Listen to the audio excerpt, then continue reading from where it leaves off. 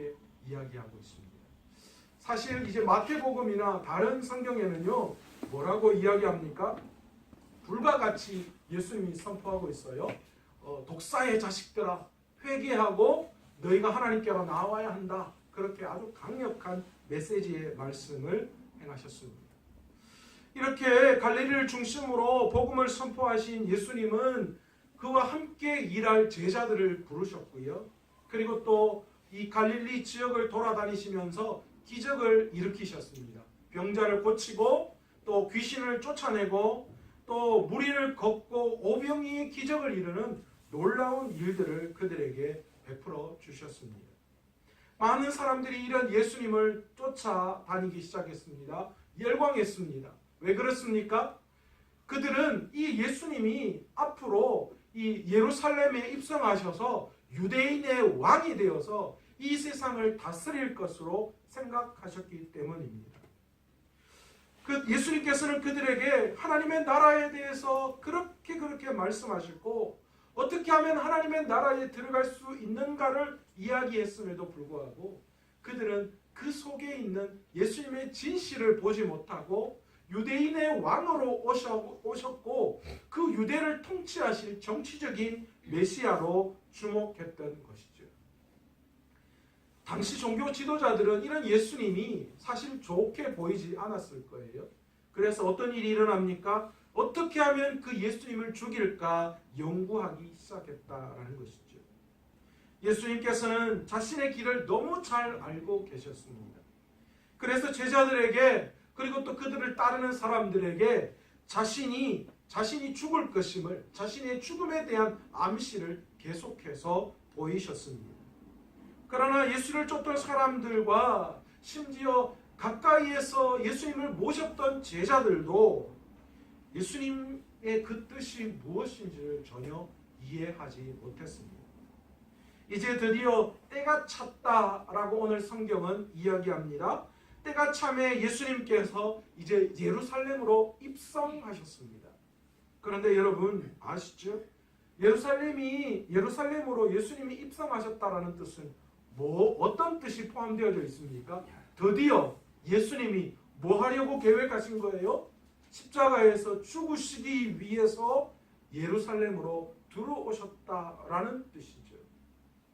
그런데 여러분, 이렇게 예수님이 예루살렘으로 입성하실 때에 그 무리들은 그 예수님을 뭐라고 환영했습니까? 오늘 본문의 오늘 말씀을 보면요, 이렇게 예루살렘으로 들어오는 그 예수님을 보고 사람들이 어떻게 했는가? 자기 겉옷을 벗고 때로는 나뭇가지를 길에다가 펴서 앞뒤로 하고 따르면서 뭐라고 소리쳤습니까? 호산나, 찬송하리로다. 그렇게 이야기하고 있는 거예요. 여러분, 예수님 입장에서는 그 이야기를 들으셨을 때 어땠을까요?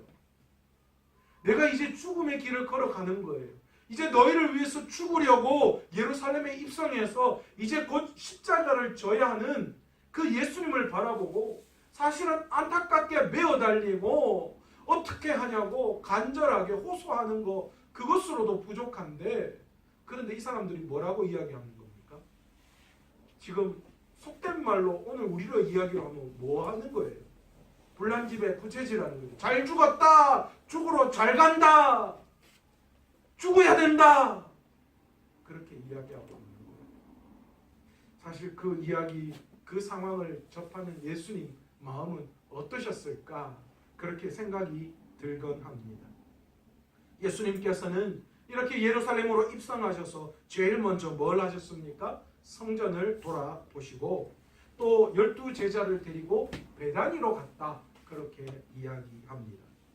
그런데 12절에 보면 이튿날이라는 말로 장면이 훅 하고 바뀌어지는 모습을 봅니다. 그러면서 우리에게 한 사건을 소개하고 있는데 그 사건이 무엇입니까? 바로 무화과 나무를 저주하는 사건입니다. 위치상으로 여러분 이 베다니, bet박의 베다니, 베들레헴 이곳은요 예루살렘으로 중심으로 볼 때에 오른쪽에 위치하고 있는 이 도시들입니다. 예루살렘을 중심으로 맨 오른쪽 위에 있는 것이 bet박에, 그리고 바로 밑에가 베다니, 그리고 조금 밑에가 이 베들레헴 이렇게 위치를 하고 있습니다. 그런데 예루살렘 입성과 성전 정화를 하고 난 성전 정화가 있는 그 사건 중간에 지금 어떤 사건 하나가 기록되어져 있습니까? 오늘 우리가 바라보는 무화과 나무를 저주하는 사건 하나가 들어가 있다라는 것이죠. 예수님께서 이 예루살렘으로 입성하시고 그 다음 날 베다니에서 나왔다, 그렇게 오늘 성경은 우리에게 말하고 있습니다. 그런데 그때에 예수님께서 시장하셨다, 그렇게 성경이 기록합니다. 그래서 멀리서 잎사귀가 있는 한 무화과 나무를 보시고 어떻게 하십니까? 그 나무에 무엇이 있을까? 그러니까 뭐예요? 잎사귀가 있는 무화과 나무니까 거기에서 뭔가 열매를 얻을 수 있지 않겠나, 그렇게 생각하셔서 예수님께서 그곳으로 가셨습니다. 그런데 어떤 일이 일어났습니까? 이 무화과 나무가 잎사귀는 많은데 뭐가 없어요? 무화과 열매가 맺히지 않았다라는 거예요. 그래서 그 모습을, 그 잎사귀만 있고 열매가 없는 무화과 나무를 보시고 예수님이 뭐라고 지금 말씀하고 있습니까? 예수님이 그 무화과 나무를 저주하고 있는 장면을 이야기합니다. 어떻게 해요? 이제부터 영원토록 사람이 너에게서 열매를 따먹지 못하리라, 그렇게 저주를 하셨습니다. 여기까지는 이해가 되잖아요. 무화과 나무에 가서 무화과 열매 먹으려고 했는데 잎만 풍성하고 무화과가 없으니까, 그러니까 예수님이 무화과 나무를 저주하는 것은 어떤 현상입니까? 당연한 이야기죠. 그런데 여기에서 이 모든 상황을 완전히 뒤집어버리는 한 단어가 우리에게 우리에게 주어지고 있는데, 그 단어가 무엇입니까? 한 단어가 덧붙였는데 뭐라고요? 이는 뭐요? 무화과의 때가 아닙니다. 그러니까 무화과 때가 아니라는 말이 뭐예요?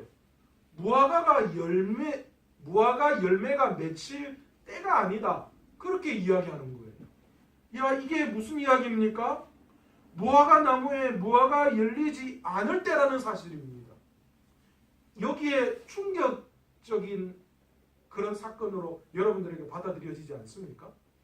예수님이 지금 이 예수님의 그 인격에, 성품에 치명적인 오류를 줄 수 있는 그런 대목이기도 합니다. 이 상황을 해석하면 이런 거잖아요.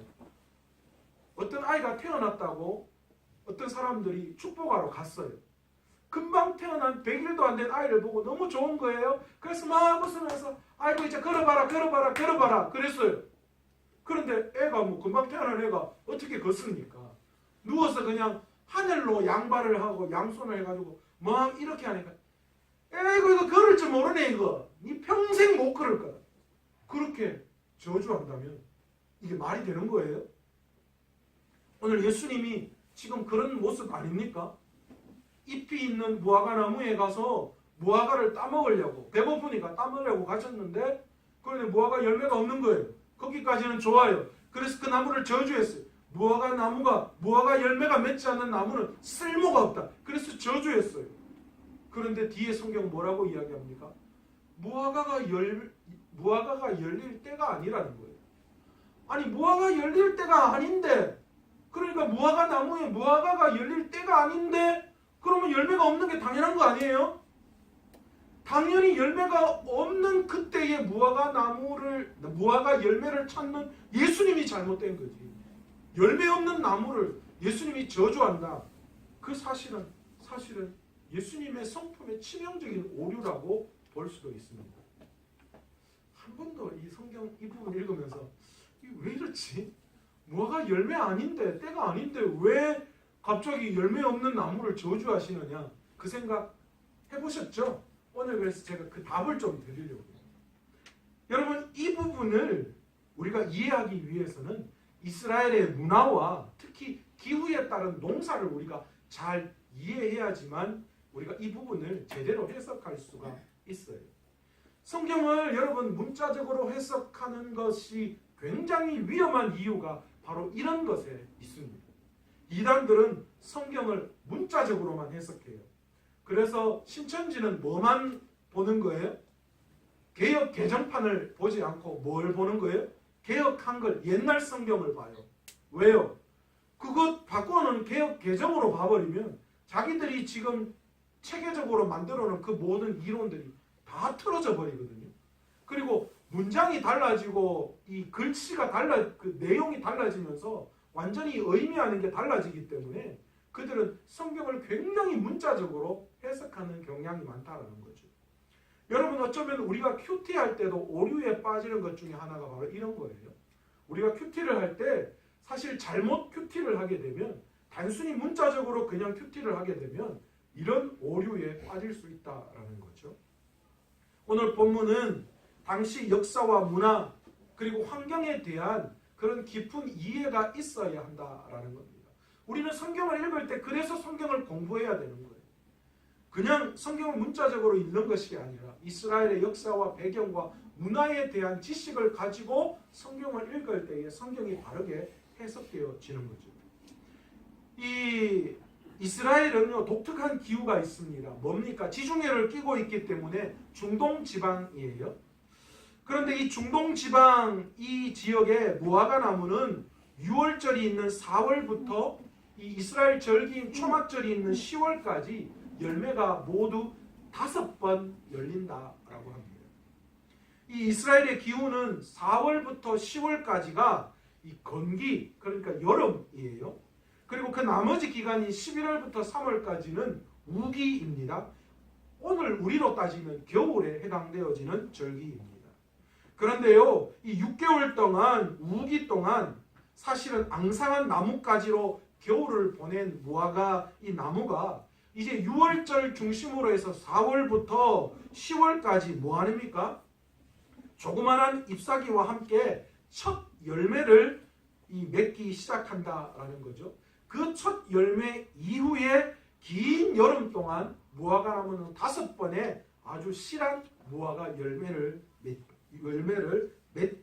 맺습니다. 그런데 이 첫 열매인 무화과와 이후에 열매를 맺는 이 무화과가 가리키는 히브리어 단어가 다르다라는 거예요. 처음에 이 4월 즈음에 첫 번째로 이 나무의 열매를 맺는 이 무화과 나무의 열매를 히브리어로는 파게라고 하고 쓰고 사용하고 있습니다. 그리고 순차적으로 뒤에 아주 실한 그런 열매가 무화과 열매가 있는데 이 열매를 히브리어로는 바로 테에나라고 하는 열매로 히브리어로 사용하고 있습니다. 그런데 놀랍게도요, 헬라어도 마찬가지고 영어도 마찬가지고 우리나라어도 마찬가지고 이 무화과 열매를 똑같이 뭐로 쓰고 있어요? 그냥 똑같이 그냥 무화과 열매 그렇게 그냥 사용하고 만다라는 거예요. 이렇게 사용해 버리니까 어떤 문제가 일어나요? 오늘같이 무화과 나무를 저주하는 사건이 도대체 이해가 되지 않는, 아니 왜 예수님이 무화과 때가 아닌데 무화과 열매가 없는 나무를 보시고 이렇게 말했을까? 그런 의문이 쌓이게 되어지는 거죠. 오늘 말씀 히브리어를 기초로 해서 본문을 다시 읽으면 이렇게 우리가 이해할 수 있습니다. 이튿날 예수님께서 베다니에서 나왔을 때에 시장하셨습니다. 멀리서 잎사귀 있는 무화과 나무를 보시고 혹 그 나무의 열매, 즉 뭐가요? 파게가 있을까 하여 보았다라는 거예요. 지금 이제 본격적으로 무화과 열매가 맺히는 시기는 아니지만 뭐 하는 거예요?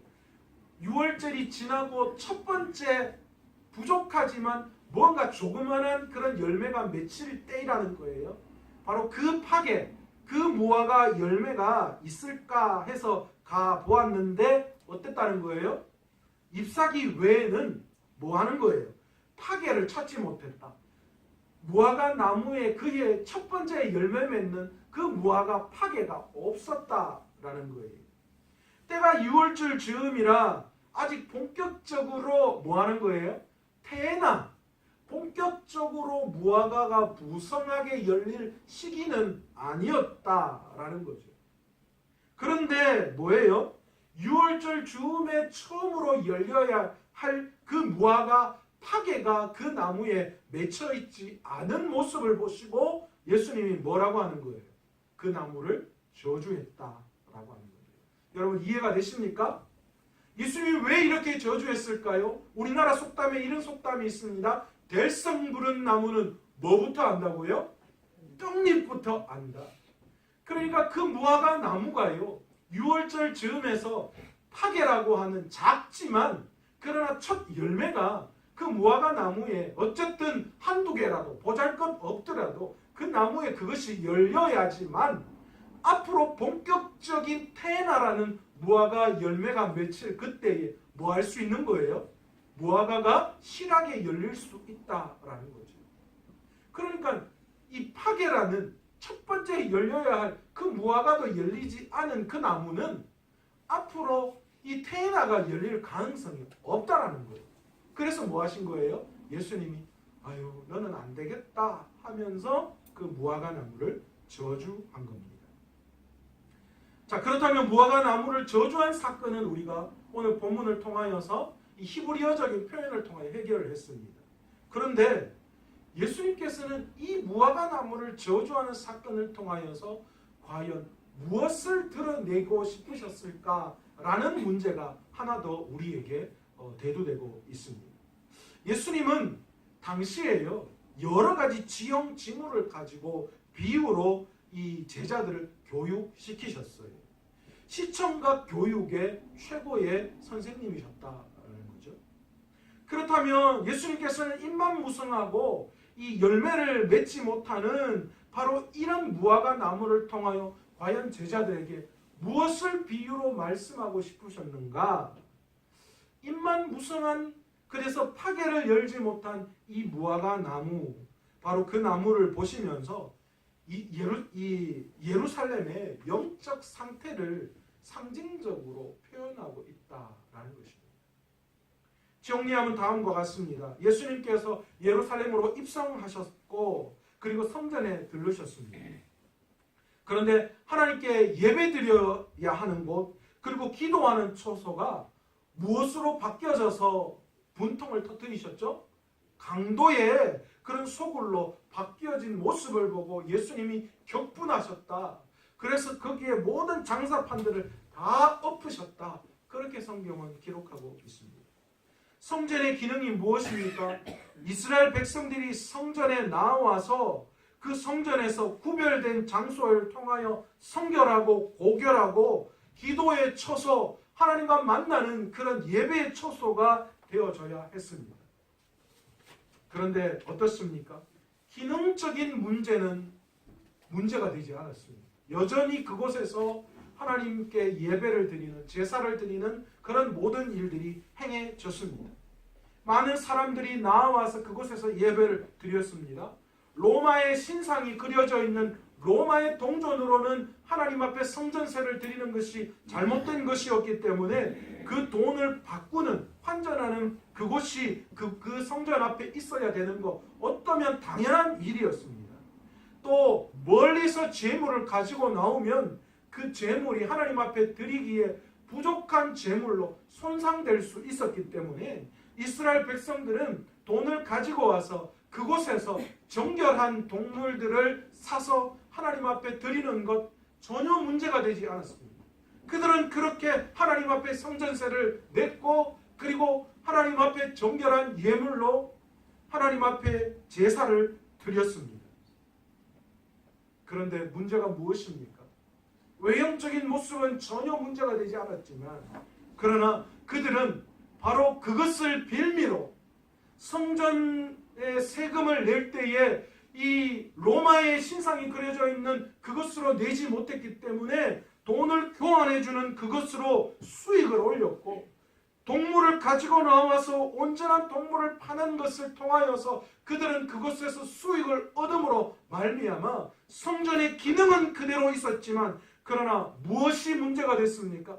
외형적인 기능은 살아있었지만 그 속에 본질이 타락했던 거예요.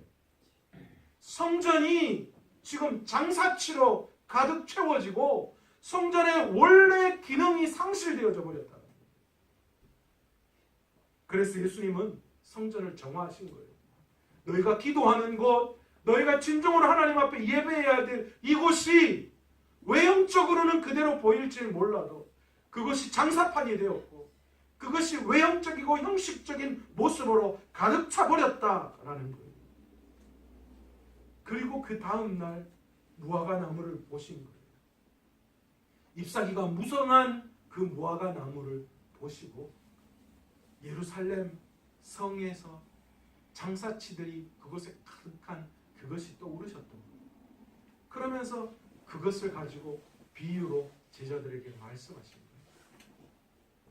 무성하게 잎만 풍성하게 보였지만 열매가 없는 그 나무를 보면서 이스라엘에 제사를 드리기 위해서 나오는 많은 수많은 사람들, 많은 하나님을 믿는 사람들은 그곳에 가득했지만 그래서 수없는 제사가 그 성전에서 드려졌지만 그러나 무엇입니까?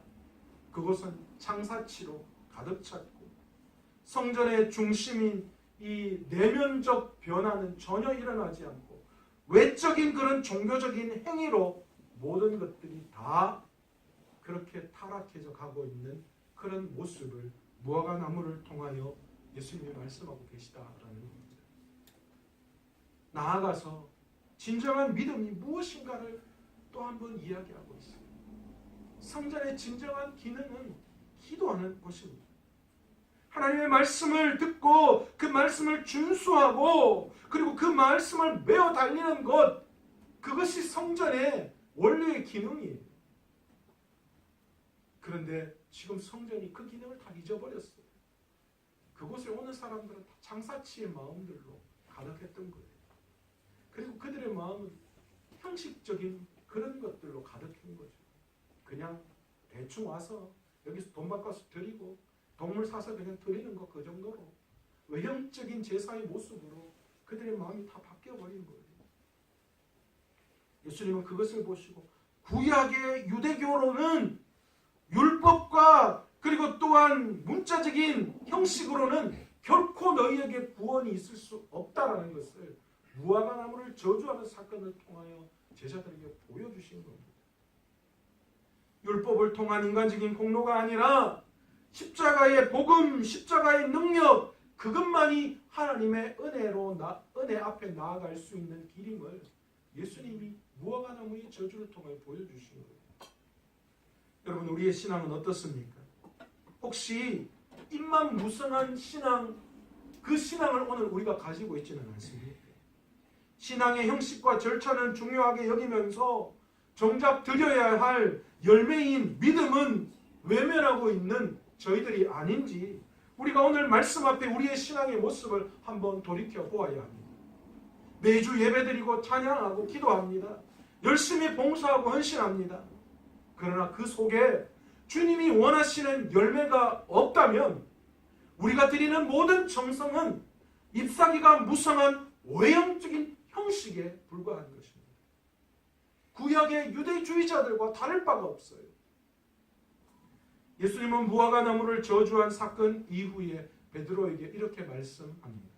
내가 진실로 이르노니 누구든지 이 산더러 들리어 바다에 던져지라 하며 그 말하는 것이 이루어질 줄 믿고 마음에 의심하지 아니하면 그대로 되리라. 그러므로 내가 너희에게 말하노니 무엇이든지 기도하고 구하는 것은 받은 줄로 믿어라. 그리하면 너희에게 그대로 되리라. 예수님께서는 믿음으로 기도하는 열매를 오늘 우리들에게 요구하고 계시는 거예요. 너희가 믿음으로 기도할 때에 그대로 이루어진다는 거예요. 그러니까 우리가 열매 맺어야 할 그 열매가 무엇입니까? 하나님 앞에 나아가서 형식적인 제사를 감당했다. 그리고 봉사하고 헌신했다. 그것이 아니라 뭐예요? 믿음으로 구하는 기도의 열매가 우리 안에 필요하다는 거예요. 그것이 믿음이다라는 거예요. 그것이 우리가 주님 앞에 드려야 할 주님이 원하시는 열매다라는 거예요. 지금 입만 무성한 외식적인 신앙이 아니라 우리에게 역사하실 하나님을 믿고 기도하기를 우리 주님이 원하시고 계십니다. 주님이 우리의 인생 가운데 오셔서 우리의 잎사귀를 열어보니 열매는 없고 잎사귀만 가득합니다. 우리 개인의 신앙생활에 잎사귀는 그럴듯한데 주님이 열매를 내놓으라고 할 때에 여러분 지금 여러분은 무슨 열매를 주님 앞에 내어놓을 수 있습니까? 점점 세상이 형식적으로 외형적으로 바뀌어지고 있습니다. 남들의 눈에 보여지는 것, 남들의 눈에 어떻게 보여질까 그것에 우리 모두가 다 집중하고 있어요. 우리의 신앙의 모습도 마찬가지입니다. 오늘 우리가 신앙생활하고 있는 우리의 신앙의 모습도 외형적으로는 그럴듯하게 보이는데 그런데 정작 주님이 찾아오셔서 무성한 잎사귀를 보시고 이 정도 잎사귀가 있다면 그렇다면 그 속에 열매 하나쯤은 있지 않을까 그렇게 열매를 찾으시는데 그런데 어디도 열매가 없다라는 거예요. 보여지는 잎사귀만 그럴듯하고 정작 내 삶에 맺어야 할 열매, 주님이 찾으시는 열매, 인격의 열매, 정인의 열매는 내 삶에 전혀 없는 신앙생활을 우리가 하고 있지는 않는지 오늘 이 시간 우리의 신앙을 한번 돌아보아야 해요. 주님은 우리의 인격을 통하여서 잎사귀만 무성한 그런 무화과가 아니라 그 잎사귀 속에 인격의 열매를 맺기를 원하십니다. 보여지는 것뿐만이 아니라 내 삶도 그렇게 살아야 한다. 제가 어제 잠자면서 밤에 잠이 안 왔어요. 1시 반 넘어까지 제가 계속 하나님 제가 좀 자야 되는데 왜 이렇게 잠이 안 올까요? 잠이 안 올까요? 그러다가 머릿속에서 생각나는 게 있었어요. 하나님 정말 내 안에 하나님의 나라에 대한 확신이 있다면 정말 내 속에 천국이라는 것에 대한 확신이 있다면 오늘 내 지금의 삶이 과연 이렇게 사는 것이 맞는 것입니까? 그런 질문을 하게 되더라고요. 정말 내가 죽어서 하나님의 나라에 갈 수 있는 그 은혜가 내게 있다면 정말 하나님의 나라 천국이 존재하는 것을 믿는다면 여러분의 우리의 삶이 어떠해야 할까요? 그러면서 제 스스로를 돌아봤어요. 하나님 그래도 제가 최소한 목사인데요. 하나님 제가 이 정도밖에 안 되는 겁니까? 제 삶의 믿음의 열매가 그렇게도 없는 겁니까? 제가 그렇게 하나님 앞에 도리어 방문하며 하나님 앞에 기도했어요. 여러분 우리 안에 진정한 신앙의 고백이 있고 구원의 확신이 있다면 우리의 삶에 당연히 우리의 인격 속에서 우리의 삶 속에서 반드시 믿음의 열매가 나타나야 하는 줄로 믿습니다. 또한 우리의 삶에 증인의 열매가 나타나야 해요. 냉장고 하나 좋은 거 발견해도 그냥 온 데 다니면서 좋은 거 이야기했다고 제가 말씀드렸죠. 강남에 처음에 딤체라는 김치 냉장고가 나왔을 때 제가 그 말씀 드렸잖아요. 어떻게 광고하면 좋을까 아이디어를 냈어요. 강남에 입심 좋은 아주머니들한테 몇 분한테 김치 냉장고 공짜로 사용하게 했다라는 거예요. 그런데 진짜 써보니까 어떻다라는 거예요. 이 아줌마들이 1년 내내 김치가 글쎄 아삭아삭한 게 기가 막히게 익는 모습을 보면 환장을 했다는 거예요. 온 데 다니면서 내가 김치 냉장고 그걸 하나 내가 누구한테 받았는데 한번 써보라고 써봤는데 나 1년 내내 김치가 아삭아삭한 게 그래 맛있더리. 그 다음에 그 김치 냉장고가 강남 아주머니들 사이에 불티나게 퍼졌다는 거예요. 여러분 우리가 알고 있는 복음이 김치 냉장고보다 못합니까? 여러분 어느 마트에 뭐가 세일한다 그렇게 알면 여러분 제일 먼저 뭐예요? 지나가다가 누구 만나면 그 마트에 고등어 3마리 5,000원 하더리. 저쪽 마트에서는 3마리 10,000원 하는데 여러분 그 이야기 안 합니까? 우리가 알고 있는 그 복음이 마트의 싼 물건보다도 못하냐는 거예요. 내 안에 진짜 복음의 증인으로서의 삶이 가득하다면 내 삶의 증인으로서의 열매가 맺혀야 되는 것이 당연하다는 거예요. 그런데 여러분 놀라운 건요. 우리 주님은 오늘 이 무화과에서요. 무화과 나무를 보시고 테에나를 찾으신 게 아니라는 사실입니다. 여러분 무성한 잘 익은 무화과를 원하신 것이 아니라는 거예요. 뭘 원하시는 거예요? 첫 번째 무화과 나무에서 열리는 그 파괴, 그 보잘것없는 연약한 그런 열매를 찾으셨다라는 거예요. 여러분, 오늘 주님께서 우리에게 원하시는 열매는 좋은 것, 멋진 것, 위대한 걸 찾으시는 분이 아니시다는 거예요. 여러분, 어쩌면 그건 우리가 생각하는 판단의 기준이 아니에요. 우리가 생각할 때 좋고 위대하고 이건 우리가 판단할 문제가 아니라는 거예요. 우리는 뭐 하면 되는 거예요? 우리는 우리의 삶에서 드릴 수 있는 최고의 것을 드리면 되는 거예요. 부족하고 연약하게 보일지라도 우리의 삶에서 맺을 수 있는 그 최고의 열매를 하나님 앞에 올려드릴 때에 하나님은 그것에 만족하시는 분이시다라는 거예요. 좋은 열매이건 부족한 열매이건 지금 예수님이 그거 보시는 게 아니에요. 아예 무화과 나무에 뭐가 없었다라는 거예요. 부족하지만 그 부족한 열매도 없는 나무를 보시고 저주하셨다. 왜요? 지금 부족한 열매라도 네가 없으면 마지막 때에 좋은 열매는 기대할 수가 없다라는 거예요. 여러분, 오늘 우리가 부족하고 연약하지만 하나님 앞에 열매 맺는 삶을 드리지 못한다면, 하나님 앞에 그 열매를 올려드리지 못한다면, 여러분, 나중에 우리가 좀 뭐 되고 난 다음에 아니요, 천만에. 여러분, 당시 예수님이 찾으셨던 파괴는 보잘것없는 거예요. 여러분, 오늘 우리에게 주님이 찾으시는 건 무화과 나무의 질이 아니에요. 우리의 삶에 열매 맺을 그 열매의 질을 절대 말씀하시지 않습니다. 혹아지 내가 헌신할 시기가 아니고 좀 더 성공하고 좀 더 무언가 채워지고 나면 하나님 앞에 드려야지 라는 생각을 가지고 계시는 분이 오늘 이 자리에 계시다면 그 생각을 버리시기를 원합니다. 주님은 우리의 삶이 되었을 때에 멋진 열매를 맺기를 원하시는 분이 아니라 지금 내 삶에서 드릴 수 있는 열매가 무엇인지를 찾으시는 분이시라는 거예요. 저도 예전에 그 생각했어요. 돈 좀 벌고 나면 폼나게 하나님 앞에 좀 드리기 원했어요. 하나님, 그래서 제가 기록 그렇게 기록, 하나님, 제가요 지금은 하나님 앞에 나아갈 때가 아니잖아요. 조금만 기다려달라고. 한 10년 바짝 열심히 해서 벌어서 뭔가 좀 채워서 주님 앞에 드릴 수 있을 그때에, 제가 이래봬도 장로 아들이었거든요.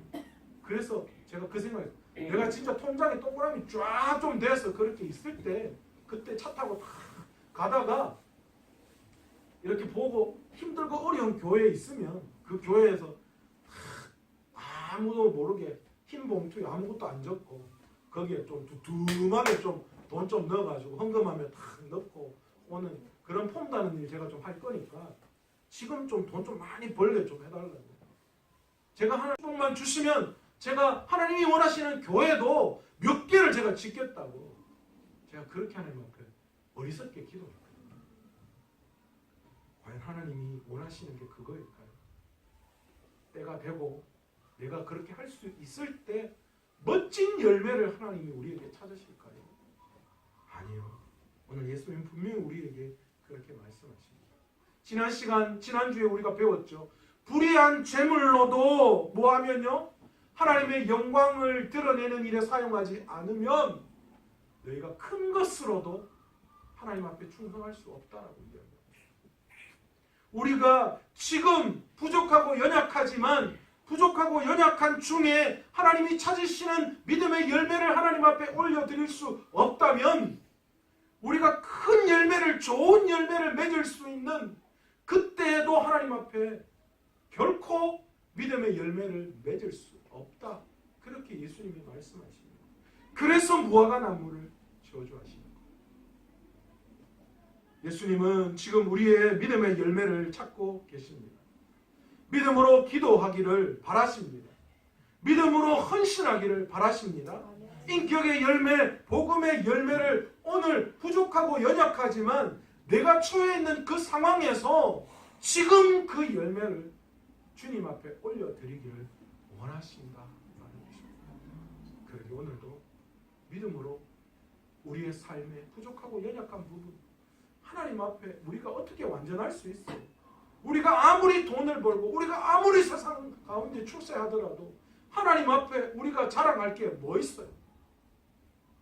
그러기에 지금 내가 처해 있는 부족하고 연약하지만 그 자리에서 지금 내가 하나님 앞에 드릴 수 있는 게 무엇인지를 깨닫고 하나님 앞에 영광 올려드릴 수 있는 저와 여러분 되시기를 간절히 축원합니다. 오늘 말씀을 맺으면서 디모데후서 3장 1절에서 5절 말씀 여러분에게 들려드리면서 말씀을 좀 마치려고 합니다. 디모데후서 3장 1절부터 5절에 이렇게 말씀하고 계십니다. 너는 이것을 알라. 말세에 고통하는 때가 이르러 사람들이 자기를 사랑하며 돈을 사랑하며 자랑하며 교만하며 비방하며 부모를 거역하며 감사하지 아니하며 거룩하지 아니하며 무정하며 원통함을 풀지 아니하며 모함하며 절제하지 못하며 사나우며 선한 것을 좋아하지 아니하며 배신하며 조급하며 자만하며 쾌락을 사랑하기를 하나님 사랑하는 것보다 더하며 경건의 모양은 있으나 경건의 능력을 부인하니 이 같은 자들에게서 내가 돌아서라. 여러분, 오늘 이 시대가 바로 그런 시대입니다. 이런 시대에 우리가 완전한 하나님이 기뻐하시는 만한 열매를 그때가 되어서 드릴 수 있다. 여러분, 그건 장담할 수 없는 문제예요. 오늘 예수님은 우리의 연약하고 부족한 자리에서 주님을 찾기를 원하십니다.